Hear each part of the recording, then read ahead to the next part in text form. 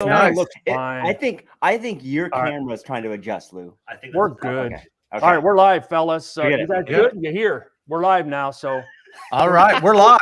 go back. All right, Jim Grosso here with Summer Racing, and this week we have Farmtruck and AZN. You really guys don't really need any introductions. I'm sure everybody knows who you are, where you are, and what you do.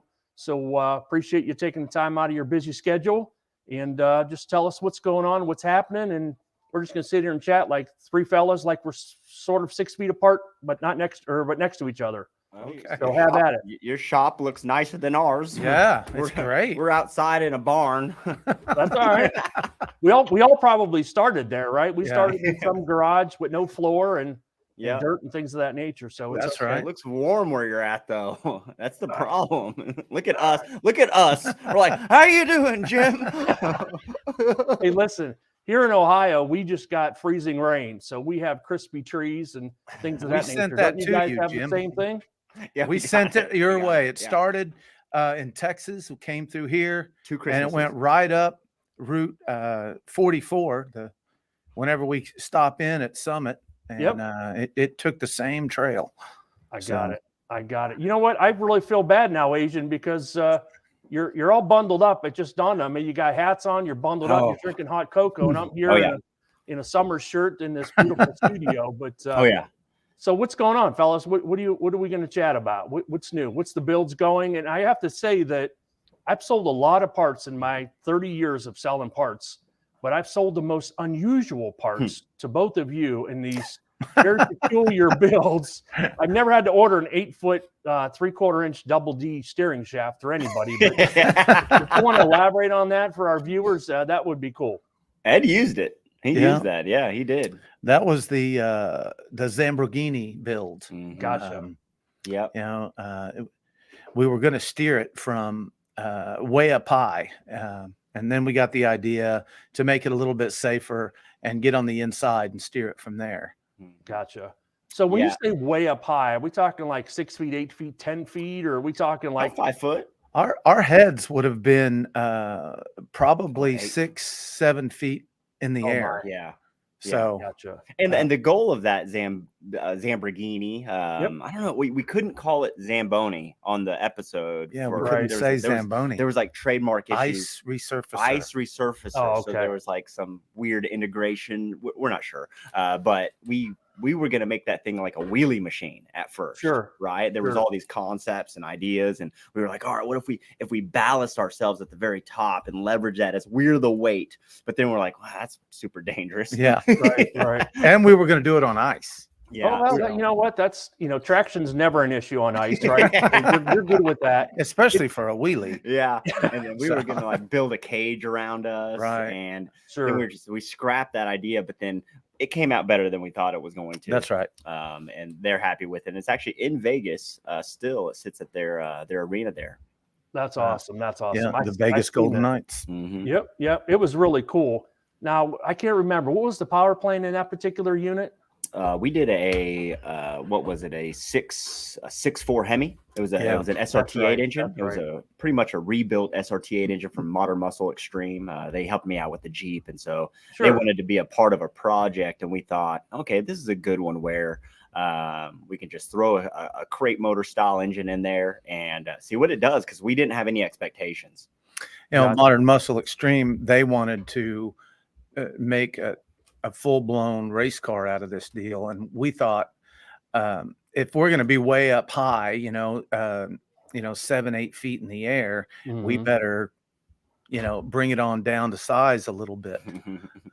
And protect the driver as well. That's right. Right. No, I get it. So, I hate to ask this, but I'm going to ask it. Where does these ideas come from? I mean, is somebody like, too much caffeine at 1:30 in the morning and you Yeah. get the napkin That out, does it. like That Don does it. Garlitz did, right? He did the rear engine dragster. Where does it come from? Well, Asian and I both, we always share ideas and we come up with the ideas together. Sometimes most of our ideas start off with, I really have a bad idea that's going to be awesome. Yeah. And that's usually what's said in the beginning. It's usually hear me out. Right. That's, It's kind of funny. You come up with the idea first, then you worry about the driver's safety after. Is what sort of that like, actually well, do is, this. there's And, truth to that. Yeah, there is actually. Right. I mean, I don't know. We wouldn't want to do it the other way around and call OSHA Yeah. first. Yeah, we don't. Yeah, usually it's just we kind of do it around the vehicle. We forget that there's Sure. even a driver in the vehicle. We're like, all right, what would this vehicle look like if we built it? But then we're like, oh, someone's got to drive it. And that's exactly what happened to the Zamboni. Right. We thought, oh, this is gonna be some cool build and it's gonna do this. And then Mhm. like, wait a second. How do we keep the drivers safe? I'm like, wait a Right. second, we're the drivers. Yeah. So it was We just thought, if it got squirrely at all, you wouldn't want to be seat belted in if something bad Right. happened. Right. So you wouldn't be seat belted in. You'd be really high in the air. And if it swerved, it could throw you right off. yeah. Right. Right. So a lot of these projects, they just kind of end up as sketches on the wall or just ideas in the head. Or the mad scientist comes over and draws on the ground and says, all right, what if we do it this way? And, there's more ideas get scrapped than get put on paper. So it's there's a lot of ones that are in the book still that we still want to build that are, hey, some are budget friendly and some are beyond the budget.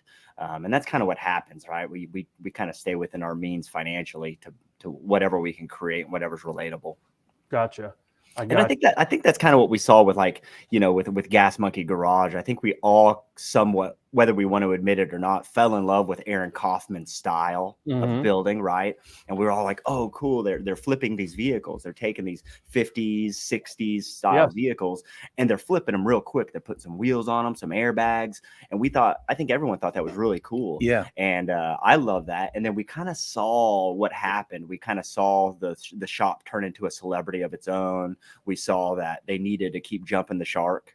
And we didn't want to we definitely didn't want to become that. And we thought that we could avoid that by just building one-off things. How can you jump the shark when it's never been jumped before? Sure. And so we definitely didn't want to outgrow ourselves with these and build Ferraris and build Lamborghinis and, put a R8 engine in a DeLorean. That stuff's cool, but it's just, you reach a certain point, I think, of, I don't know what's next. An R8 and a DeLorean. Oh, that sounds like a good build. That's $100,000 just in parts. Never mind. What, to be honest though, for my generation, let's think about the Batmobile, George Barris, these one-off cars that inspired people to take a hammer to a piece of metal and just not bolt it on. So you guys are really living the same dream, if you will. I mean, there's a lot going on with slinging stuff at the wall, seeing what sticks, put it on paper, and then start welding, fabricating.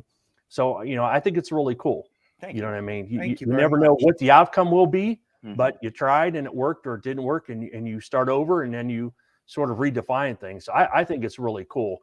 I know that the farm boat, I think we could speak about the farm boat. Yes? No? Yeah, we can. I know when you sent me the picture of that, I went, why is the farm truck on water? I didn't get it at first.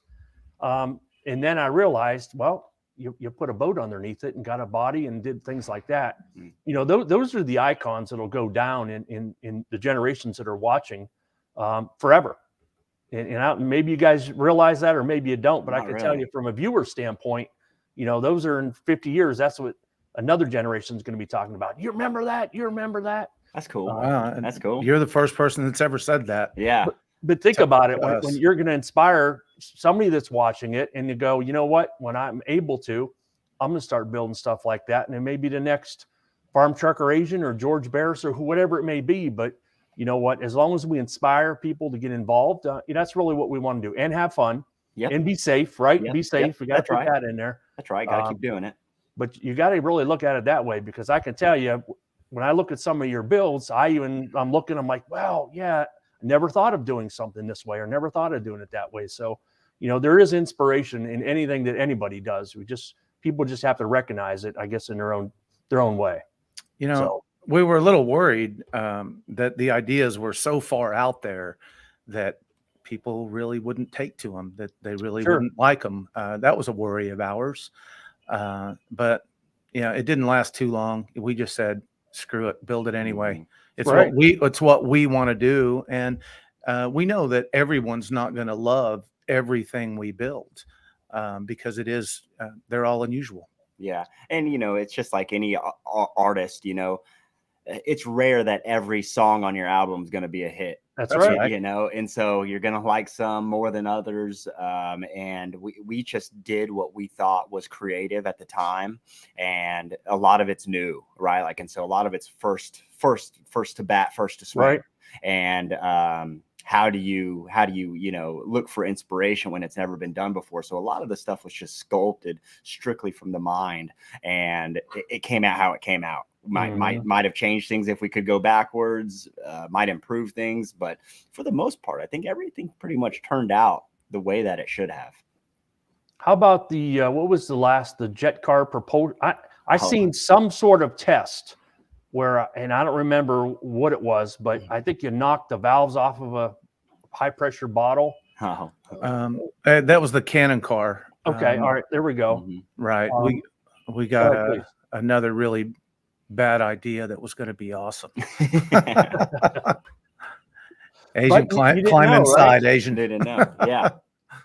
And that's one of those things where things are born, things are found, and you try things. Not every pass on the drag strip is the best. Not every right.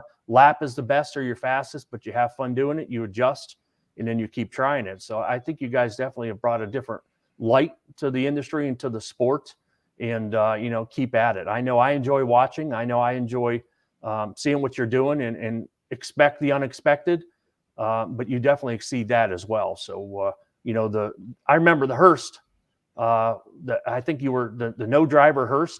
Oh yeah. And now you're hitting. Did it hit 10 seconds? How did that go? It did. It broke into the 10s. Okay. We were really proud for a vehicle, that was 7,300 pounds. We were thrilled with that.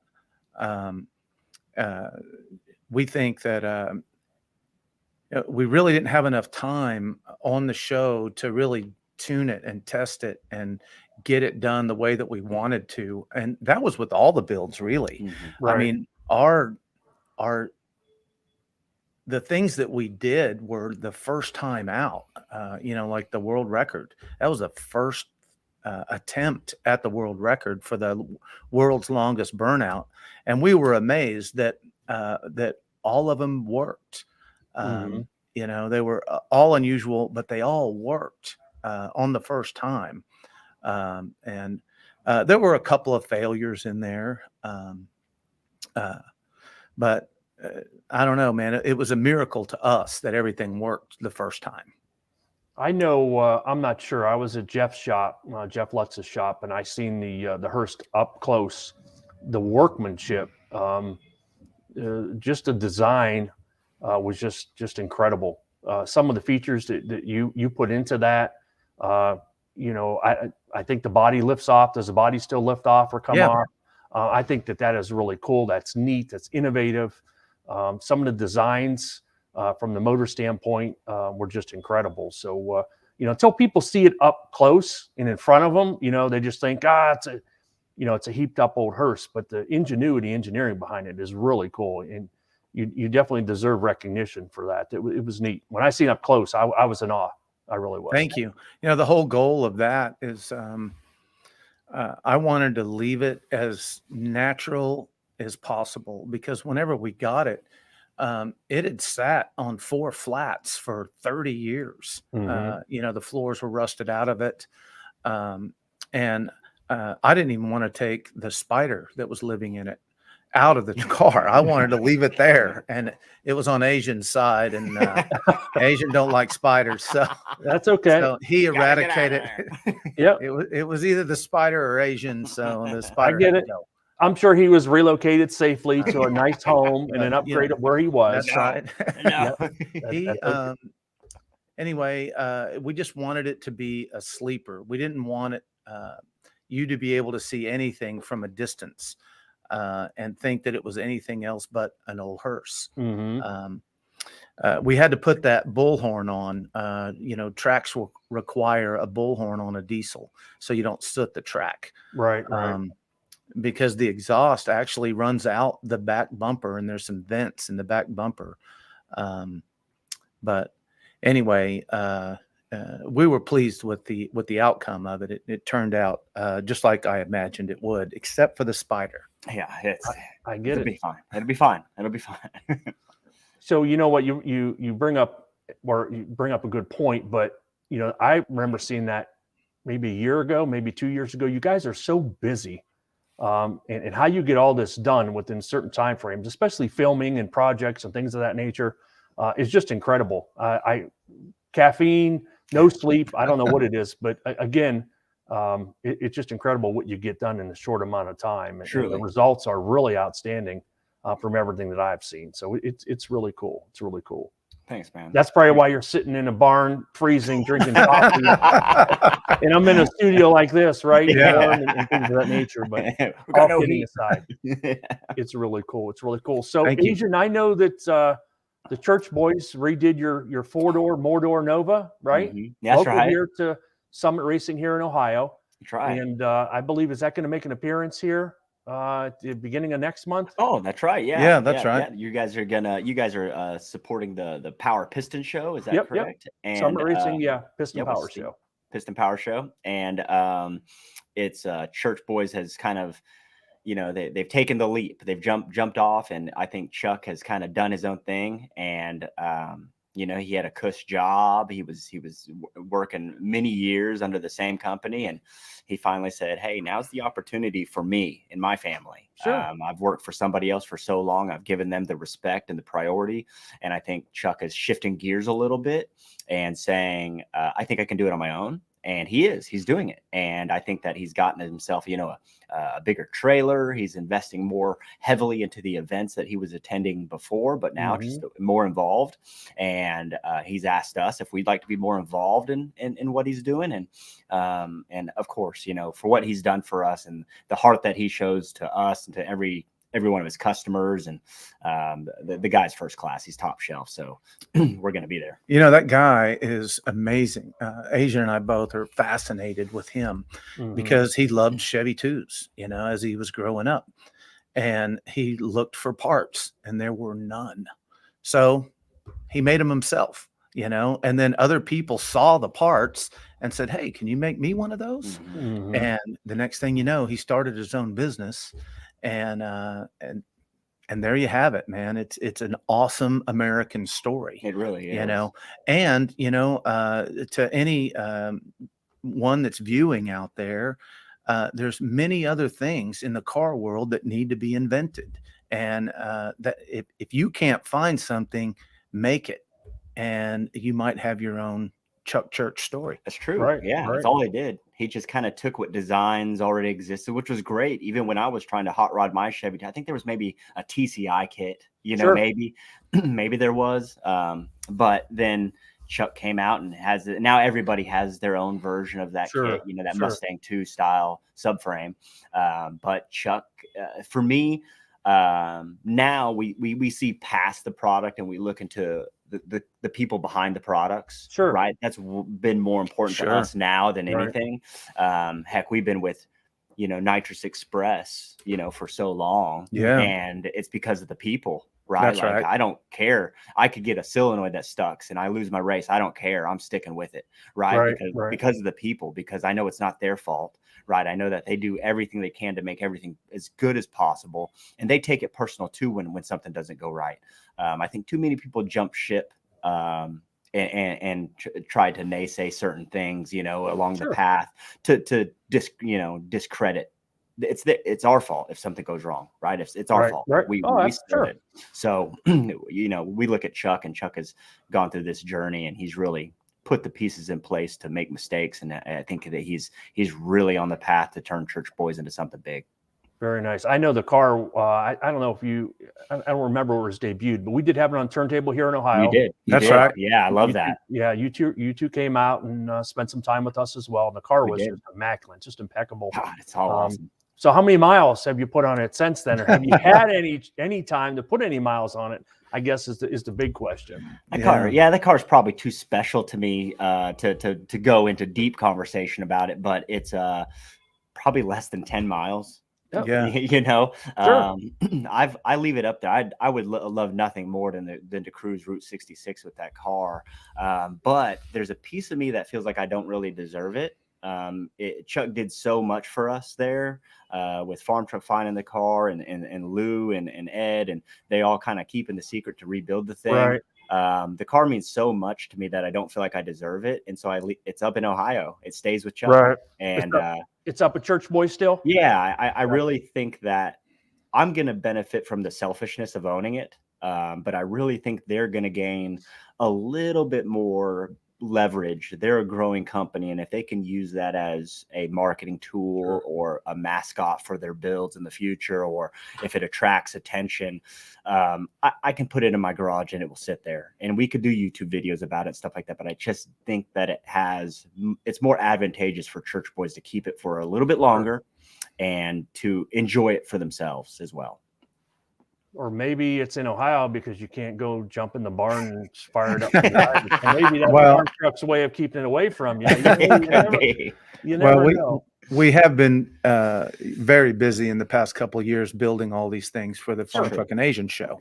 So there wouldn't have been time anyway. Right. You know. And we all have that car anyways, right? You spend your labor, love, and your money, and all of a sudden life takes over for whatever reason. And that's right. You know, it gets parked in the corner, and whenever those things pass you by, it's always sitting there, and they don't eat much when they're not started or ran. That's right. That's right. So we all have that deal, right? Should never got rid of that car. And AZN, that's really what happened with the Mordor Nova, right? Your car, it was that one where you're like, I should have kept it, parked it, and let it sit. And we all go through that. So I get it and I understand it for sure. Well, there's not very many stories out there where the car that you regretted selling actually finds its way back. Right. It's hard. There's just a handful of stories like that. Yeah. So we feel very fortunate. Yeah. You go on Facebook or anywhere and you see a lot of call outs. Hey, have you seen this car? It was my uncle's grandfather's or my dad's or anything of that nature. So you're right. I wonder how many. We should start a site like for lost cars. That's actually a great idea. It is a great idea. Great idea. Yes, it is. And I think that would help a lot of people because they may have wanted their high school car or where they first met their wife or whatever it may be. And I think it's important to a lot of folks to reunite with that. Like you said, AZN, it has a special place in your heart and in your life. And you don't want to be selfish to keep it. You want to have others, enjoy it as well. Right. So that's right. I understand completely. And I think that, we can't beat ourselves I can remember why I sold it. I could remember the situation I was in. I can remember everything. And I don't think it was avoidable, right? I think that that's what happens most of the time when people sell these vehicles is they're hit with an unavoidable circumstance where they need the funds. That's right. They need it right. Like a baby's on the way. And there is a priority that's greater than our own selfishness. And I think that you wouldn't have been able to store it. You wouldn't have been able to take care of it. I wouldn't have. Right. Yeah. So somebody did that for you. Yeah. Instead of parking it out back under the oak tree and getting ruined, you let it go. Yeah. That's right. For someone else to enjoy. That's right. Yep. And crazy enough, 10 years later, when Farmtruck located it, it was exactly the same. Nobody touched it. Nobody. That's right. They didn't even improve it. I wish they would have improved it a little. When I first met AZN, he was listening to the Beach Boys cruising on Route 66, and whenever we found that car, the same CD was still in the CD player. Yeah, it was crazy. The nitrous bottle that Farmtruck had filled was still in there. Yeah. The original key, the keychain. That's incredible. Isn't it? Yeah. And it had traded hands several times in the Carolinas somewhere where it went. And the car was just exactly the same. There was the nitrous bottle was empty. It was empty. So someone figured out how to do that. Yeah, there's a little more surface rust on it, but it was just it's a true miracle story for a car guy, for everything to be the same. Were the McDonald's wrappers still under the seat, or were those gone? We found some extra receipts. There you go. I get it. It's funny when you come across, a car like that. You buy a car and you start reaching in there, and I bought a car, I don't know, a few years ago, and I reached under the seat and a time slip was in there, and I was like, nice. Holy cow! I can't believe the car went this fast. Yeah.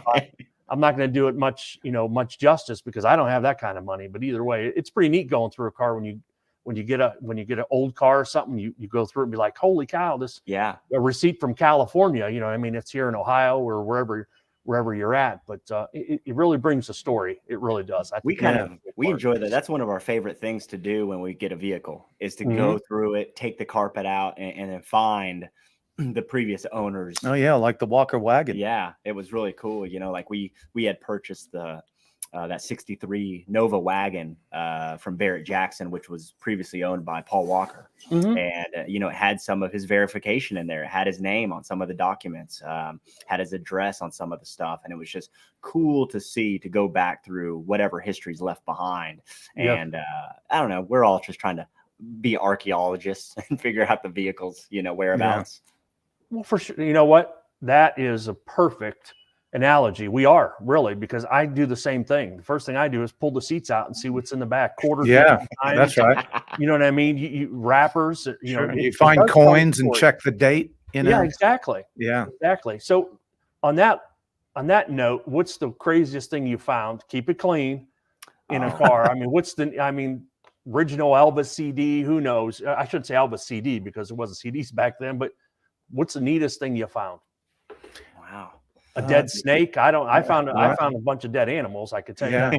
You always find those. Yeah. Yeah. I don't know. We found some old build sheets from the factory. Oh wow, that was kind of cool. Yeah. From vehicles that we've found, probably not much exciting. I found a gun one time. It was an old rusty gun. Wow. It was like a 22. Wow. And that somebody had hid at one point under where they cut the carpet and then they slid it in the tunnel or next to the tunnel. But I gave it back to the original owner. I bet. So that I didn't know whose it was or what it was connected to. But it was just an old 22. I'm sure it was nothing. But that was a while ago. So I'm looking at the comments here. Some of the folks are mentioning about the Airstream, how hysterical it was, how neat it was. I did catch a video out there. I think who did you race? Was it Dominator or somebody that they didn't know? The trailer race. Tell us a little bit about that Airstream. I didn't catch too much of the information on it. So if you could share, that would be wonderful too.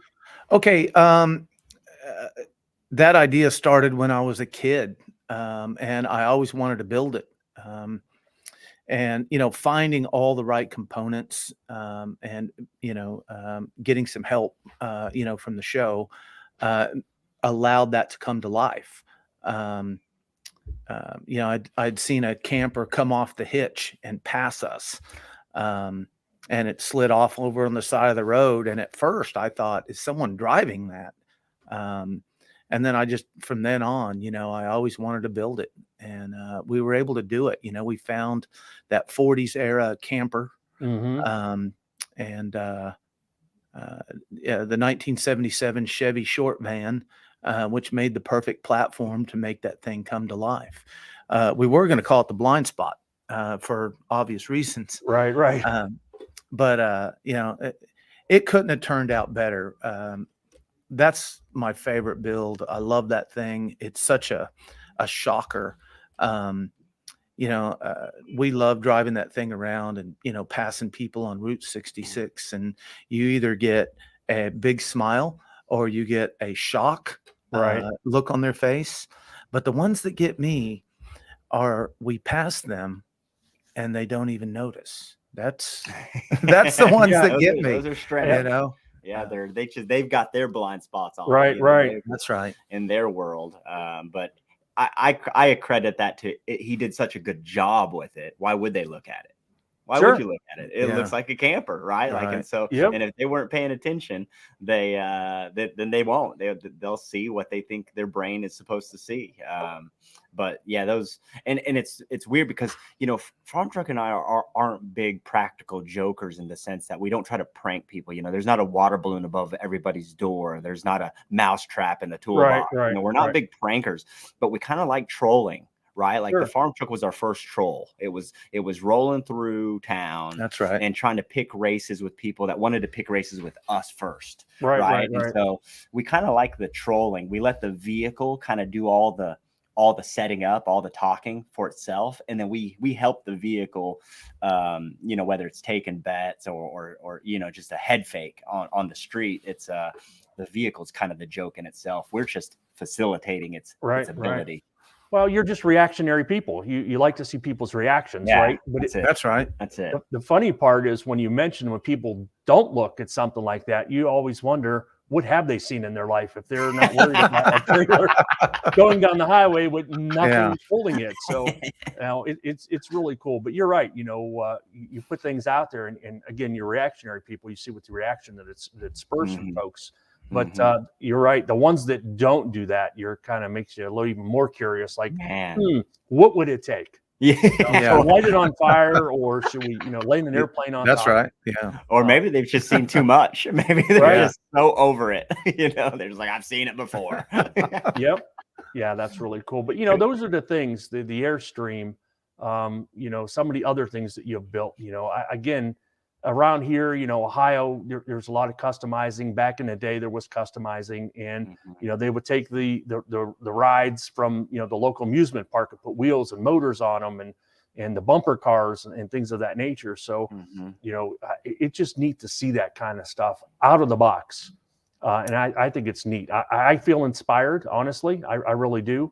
And you know, you're out of the norm, out of the box thinker, and I always tell folks, you know, embrace the passion regardless of what it is. If you're a great painter, embrace that. If you're a great, you know, farmer or ditch digger or whatever, man, embrace it, because, you know, that's your strength, that's your passion. It doesn't matter. Don't let other people judge, and have at it, man, because, you know, that's how greatness is built. And it's really cool. It really is. You know, I think that ideas come easy. You know, people come up with ideas all the time. It's the follow through, you know, Right. It's the work that you have to put in to make it happen. You know, people come at us with ideas all the time, and I immediately encourage them to do it. Right. You know, it's their idea, and it's a great idea, and they should do it instead of us. I know a lot of people don't have means to do it. You know, some huge build, you know, like the Airstream. But still, there are ways, you know. Back in the day, a quick story about my engine builder. I needed some motor work done, and he needed his kitchen remodeled. So I drove the 4 hours north in Salina, Kansas, to work on his house, and he put my motor together. I think I drove for 3 months straight, every weekend, to his house to build cabinets and set tile and sinks, plumbing, paint, you name it. So I traded my skills that I had at the time for an awesome motor that I could put in the farm truck. So you don't necessarily have to have money to accomplish these goals. Trade your skills, you know. You can make it happen.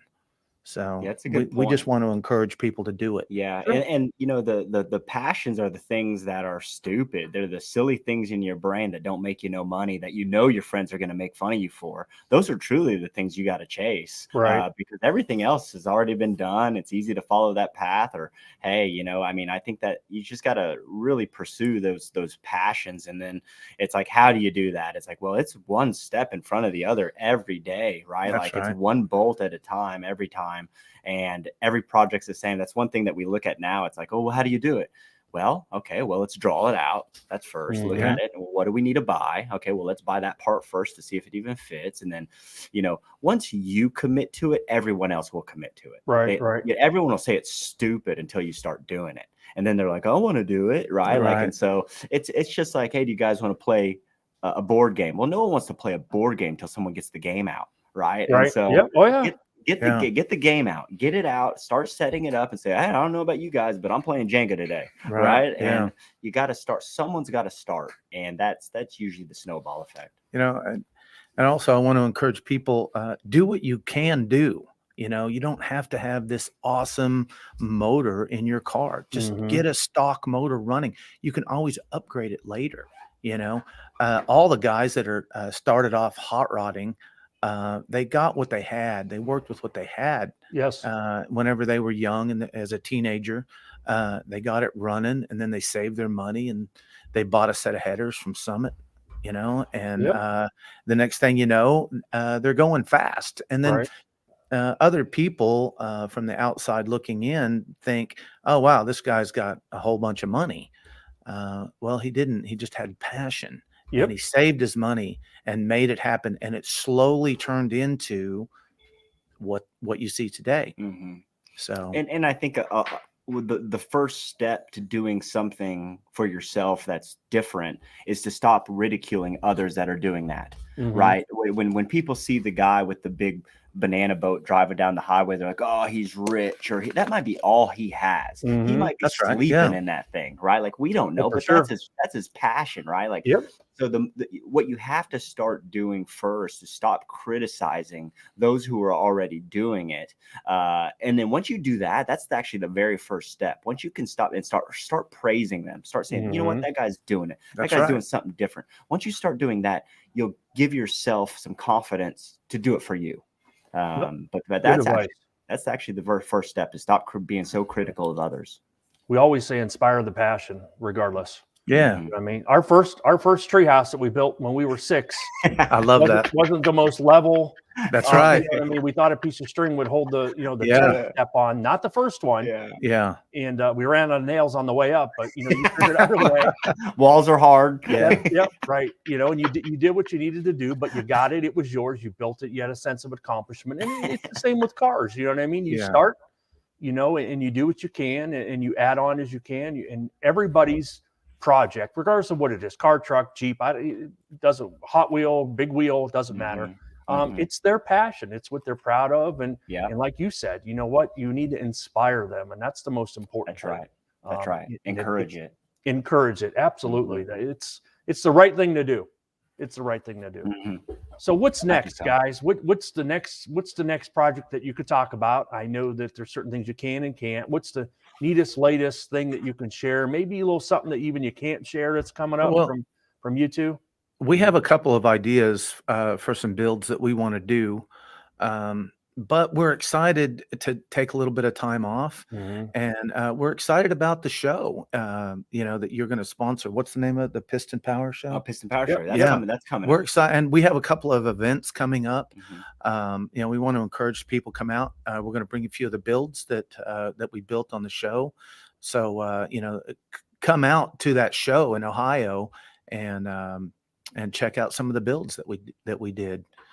We're looking forward to that. And it'll be some, hey, we're first timers too to that. And it's really going out to support Chuck Church. And then, there's more to it than that. We're going to get to meet, everybody there. And I think it's a good year for that show. It's a good year for people to get out and start doing car stuff again. Right. It's going to be, summer's going to be kind of cracking out and being able to get a little warmer. So we're just excited about one thing at a time now. Now that we're kind of looking at the show, we'll have one final episode. Right. Yeah. We'll have our finale. And then at that point, we kind of take a breather. Right. There's a lot of marketing push, a lot of anticipation. And so we can kind of give ourselves a little bit of a break once that finale airs. It's time to get out on the other side of the camera, right? Meet the people, breathe some fresh Yeah, that's air, right. Not be confined for so long. That's right. Yeah. I know the filming, you know what? It's cumbersome. It's a lot of labor, a lot of time, a lot of off hours and things of that nature. So I know it'll be great to have you. That's the Some Recent Piston Power Show at the IX Center in Cleveland, April 1st through the 3rd. You guys are going to love the facility. I believe it's an old tank factory that they've converted. Oh, cool. It's obviously been updated, but it's neat. And it's very welcoming to guests. And we've been a sponsor for that since forever. And, we have a lot of fun there. And again, we look forward to having you guys there. What else? What else we got to cover? What did we miss? Only like the last 10 years or anything else going on? Well, I'm kind of curious where Summit is kind of headed. I know that you guys are you guys been around for forever, and Sure. it's sometimes hard to turn that big boat around. There's a lot of new things coming out of the social media world, like YouTube and things like that. Mhm. Are you guys leaning into that? Or you guys kind of got your ear to the tracks on where that stuff's going? Because hey, television has ruled the world for so long, and Sure. it's still a big entity, but there's a lot of other options now, right? Sure. That some people with lower budgets can attain. Hey, people without cable can watch YouTube, and people that don't have a big production budget can do YouTube. So what's your opinion right now on the influx of a lot of influencers in the automotive world? Well, as you guys know, we try to keep our ears to the tracks, as you stated. We try to see where our customers at, what our customers want. We encourage feedback in all avenues that we reach our customers. We listen to what they want. We try to provide the best avenue for them. So yeah, do we YouTube? We have a YouTube channel, obviously. We try to do these live streams to keep it a little loose, but we also try to teach, folks something. We do a lot of installs. We're in our installation studio, believe it or not, right now. Cool. And, we do plan to encourage more of that through more, YouTube, more social media, have folks come and see us on there. But we also try to get out as much as we can as well. So we've all been sort of, holed up for the last couple of years. We have the ISCA show. We're a sponsor of that, and we're looking forward to getting out too. But we look to get in the venue a little bit more, Asian, and I would look to see us out there a lot more than in the past. Okay. We have a couple builds. This is our Jeep in the background that we do specific builds on. We have our Tesla I see it now. that we're working on. We've set some records at Bonneville with our Tesla. Okay. And so we like to get in vehicles here. We do upgrades. We videotape them. We put them out on our channels. But we also, again, listen to folks and ask them what they want us to do as well. So, you know what? COVID has taught us a lot. You know what I mean? It taught us that, curbside. We offer curbside service at all 4 retail stores. Okay. You know what I mean? You don't want to come in, you're not comfortable, but even if you're busy, you know what? We can service you. In Georgia, we have lockers now. So if you want to place an order and we're not open and you want to stop, we can do what some of the big retailers are doing. You get a code, you go and punch it in the locker, and your part's sitting there waiting. Wow. That'll be available, at the other 3 stores here, hopefully by the end of 2022. So again, we're listening to what the customers are telling us. We're responding to service them the best way possible. Okay. Drone service, parts delivered by drone, maybe? Coming soon. Coming soon. Drones. Yeah. Yep. What did I just see? A drone taxi or something was tested somewhere. I'm not doing that. Yeah. You have to hang on to it. Yeah. Just hang there. Exactly. I don't know about that either. But you know what? Again, we're just addressing things, one step at a time and doing the best we can to service our customers and, try to, reach out. I know you guys have been buying parts from us, and we've had a relationship for quite some time here, and we try to keep those going and inspire everybody out there to just in the industry, in the automotive industry, to generate new folks, right? New interests.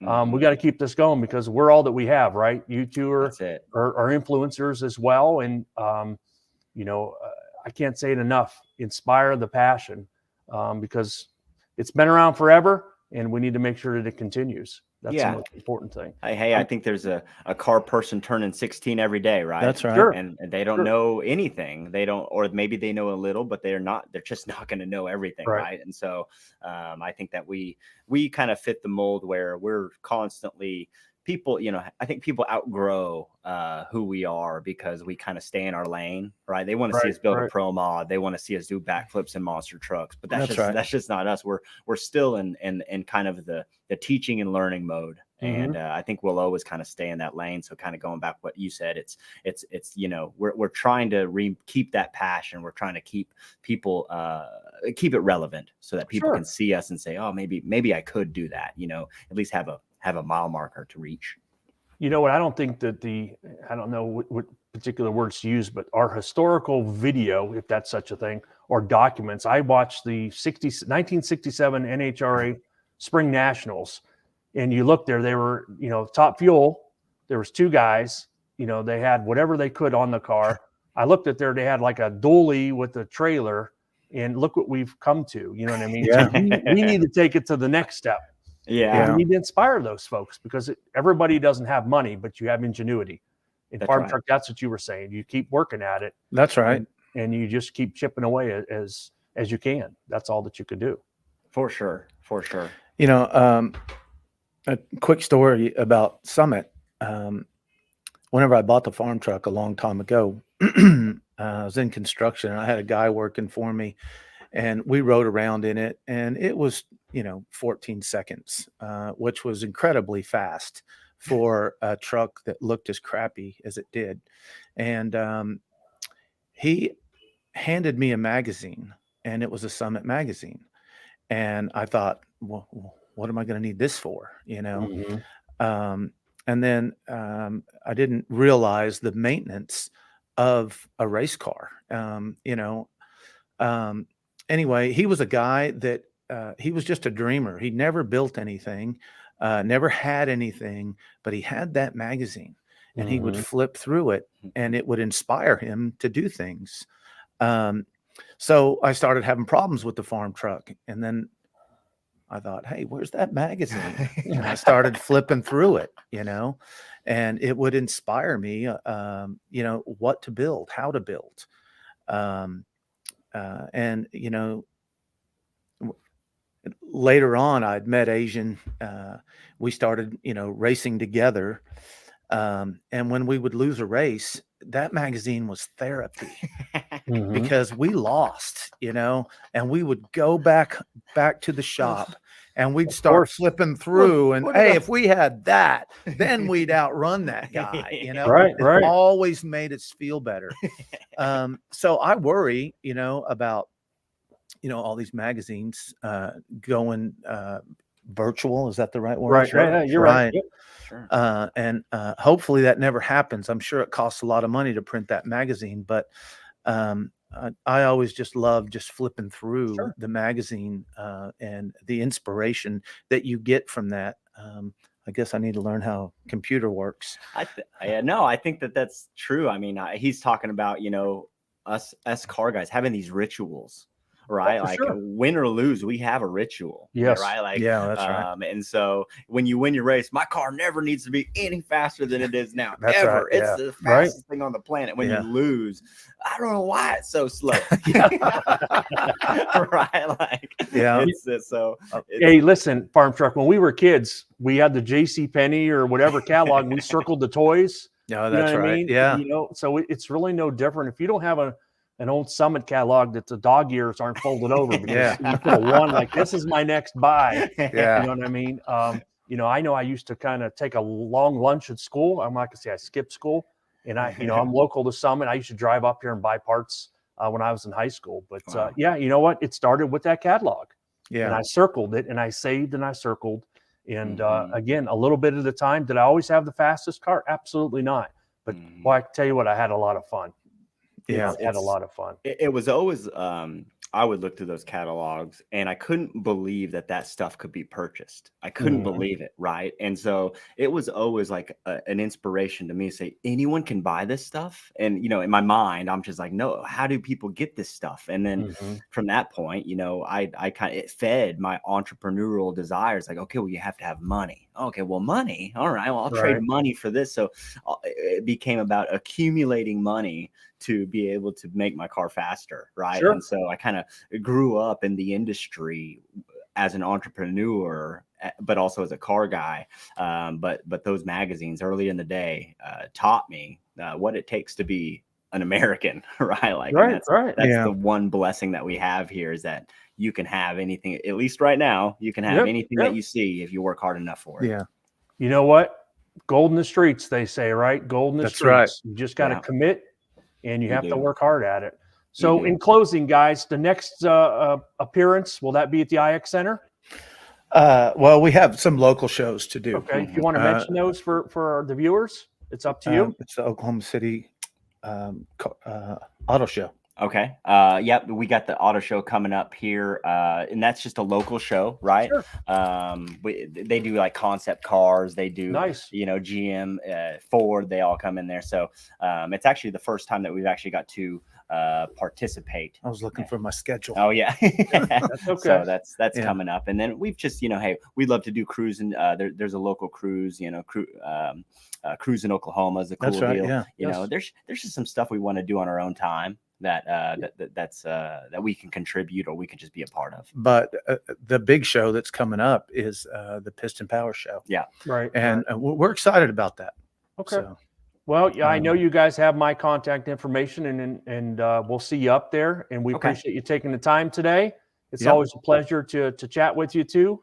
And you take care. You guys know where to call if you need anything, and we'll be All waiting right. for you. Thank all you, right. Jim. Thank you very much. Appreciate you, Thanks, brother. guys. Yeah. Thanks for Appreciate it. having us. Yes. See Same ya. here. Thank you.